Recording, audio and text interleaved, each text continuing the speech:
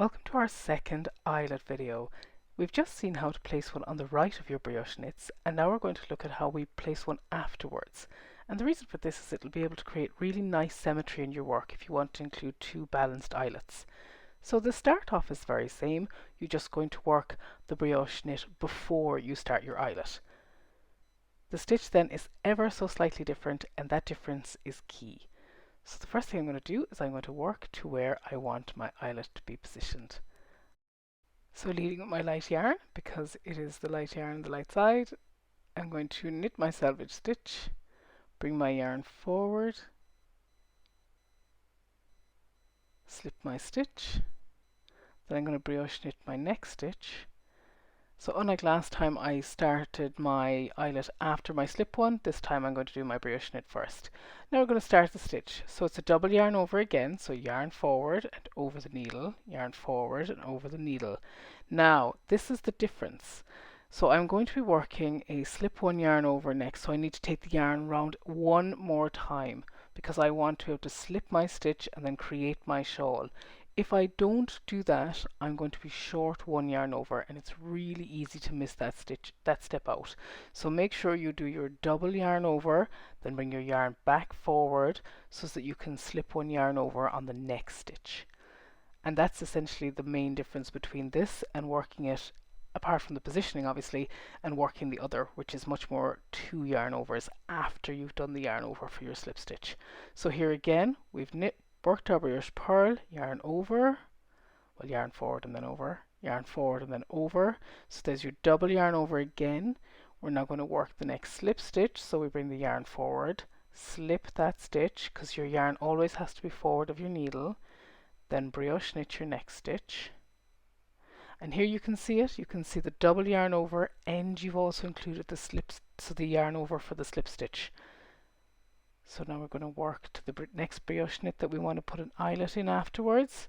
And here again, we're going to bring the yarn forward because you're making a yarn over after a knit stitch. Then it's over, and then through and over again. And then, because we're going to work a slip stitch, we're going to do that one more time to bring the yarn forward so that we're ready to slip one. And then we're going to do a brioche knit into the next stitch and work our selvage.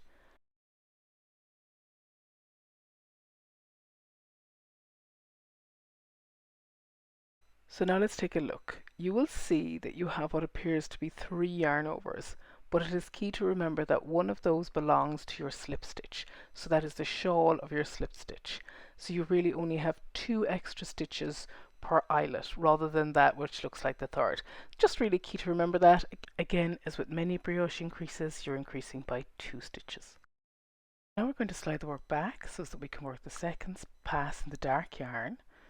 So again, as we've discussed previously, it is working this row that matters. This is where the kind of rubber hits the road. So here we're going to knit the selvage stitch, then we're going to brioche purl, slip one, and then we're going to work the stitches of our eyelet. So let's do that now. I'm going to knit my selvage stitch, bring my yarn forward to brioche purl, slip my next stitch. My yarn is already forward because I'm purling, and the next thing we're going to do is we are going to purl into the first loop. So making sure that my yarn is shawling my slip stitch, I bring my yarn forward to purl, and then I purl the first loop and very carefully take it off so that I do not lose my second loop. Then I'm going to slip it, the second loop, and then I'm going to bring my yarn over it and forward, and then I'm going to brioche purl my next stitch. So that is how you work the stitches of the eyelet. Again, do it very carefully, and what you want to look here is when you purl and then you do that yarn over to slip that stitch, you may see that they bunch a little bit. That's okay, you're going to work that out in the following row. So now we're going to work to the next eyelet stitch. So again, slip that stitch, yarn over, bring it forward to purl. You're going to do a regular purl into the eyelet, so into the first loop, purl it, slip it off slowly so as not to bring the other piece of the loop with it. You're then going to slip that stitch it feels loose, that's fine. Just make sure you slip it, and then you can position your yarn to shawl it. It can go a little bit forward of it, but don't worry, we'll look at that in the next row. And then you're going to brioche purl the following stitch. Again, you can see that they bunch a little bit, but again, not a problem. We're now going to work to the next eyelet stitch. And you'll see already why increasing by 2 stitches keeps the rhythm. So instead it isn't a brioche purl on this side, it's just a regular purl stitch, but you can see the rhythm of it. So bring your yarn forward, purl the first yarn over of your eyelet, and then you slip it, yarn over, and then you are going to purl the 2 stitches together. And again, your shawl is a little bit out of position with your stitch, but we'll work on that the next row. Then we work to the end of this row, and we're going to take a look at our brand new eyelets. So if we look now, you can see that the eyelets are on the left of your brioche knit columns, and you can see that this is different to those that were on the right. And you can see how the 2 stitches have been increased, so you can see them. Again, we'll look at those a little bit more closely when we work the next row. And there you have it. That is how you create your eyelets on the left of your brioche knits. So what we're going to do now is we're going to work again across those. We're going to start with the light coloured yarn, and this time we're going to be brioche purling. So I knit my edge stitch, slip my stitch, yarn over, and then I'm going to brioche purl, slip 1 yarn over, and then I'm onto the stitches of my eyelet. So I've slipped my stitch, taking my yarn over to shawl it. Now when you're working here, be careful to make sure that your shawl is with the right stitch, and that you're not tempted to work them incorrectly. So I'm yarning over, and then I'm going to brioche purl the 2 of those together. So make sure you have the shawl and the correct stitch to make sure that you're doing that right. So, and actually make sure you bring your yarn forward to purl. Don't do what I just did. Make sure your yarn is forward, and then purl the 2 stitches together, being really careful as you remove them, because you want to make sure that the next stitch is available to slip. And again here, as we saw in the other, make sure that you're slipping the stitch and not slipping the whole eyelet. So you're taking your yarn over and shawling it as normal, and then you're brioche purling the next stitch. Again, be careful not to work into the eyelet. And you can see that they've become separated out now a little bit more clearly, but again, watch for bunching as we spoke. So then I'm going to work to the next eyelet, slip that stitch, bring your yarn forward to purl, and again, watching for where your shawl is on the correct stitch. Don't work it together with the wrong stitch here.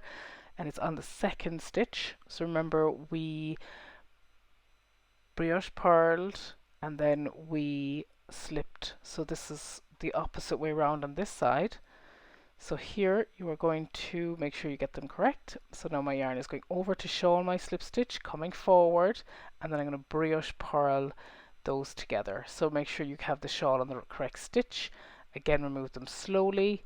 And this time as well, don't work into the eyelet, make sure you work into the stitch, slip the stitch, take the shawl over, and then you're going to brioche purl the next stitch. Now we're going to work on to the next eyelet. So we're slipping, yarn over, yarn forward, brioche purl, slip your next stitch, and then again yarn forward, ready to work the eyelet. Again, making sure that you work the shawl together with the correct stitch here. So brioche purl the 2 of those together, slip 1 yarn over, again watching for the eyelet and making sure it's the stitch, not the eyelet, you slip, and then work to the end. And it's really useful to remember that we brioche purled and yarned over on the other side, and then this time we're going to be brioche purling and yarning over as we come to the eyelet on this side.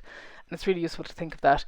If you're a bit stuck and you're not really sure what to do, follow the rhythm of the brioche that's already set down in the regular stitches. So you've been slipping, brioche purling, slipping, brioche purling, and that continues on across it because we increased in multiples of 2 stitches.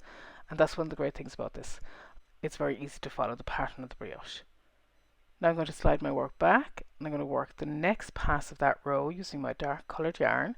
This time I'm going to be brioche knitting my stitches because it's the dark yarn on the dark side. So I'm going to brioche knit, yarn forward, slip my next stitch, and then I'm going to brioche knit, and then I come to my eyelet stitches again.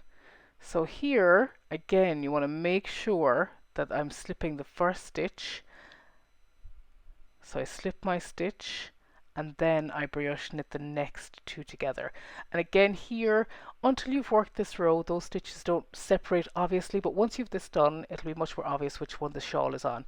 But again, I urge caution when you're doing this is to make sure you're picking up the shawl with the right stitch.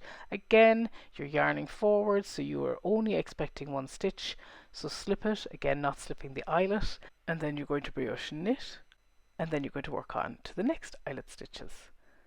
So here we just slip the stitch, brioche knit, yarn forward, slip the stitch, brioche knit, and you see a real pattern in brioche. Once you can do the basics, you're there. Now I'm here again, making sure that I am slipping the first stitch and then brioche knitting the pair afterwards. And once you've done that, you will have set up all your rows after the eyelet will be worked, and then you'll be able to see the pattern in it much more clearly. So we'll look at the light side of it, and here you will see your stitches are now established, so they're 2 stitches above your eyelet, and you now have your eyelets on the left of your brioche knits, and those can be paired together with the eyelets on the right of your brioche knits.